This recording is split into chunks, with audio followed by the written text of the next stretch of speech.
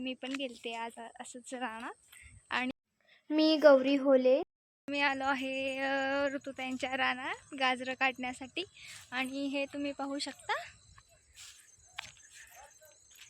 आणि पुढं ऋतू आणि तनू चालले आहेत गाजरं घेऊन. हे बघा या दोघी.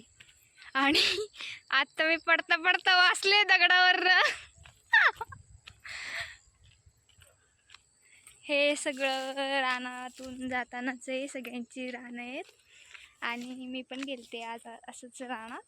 आणि चला तर मग मी तुम्हाला आमचं रान दाखवते.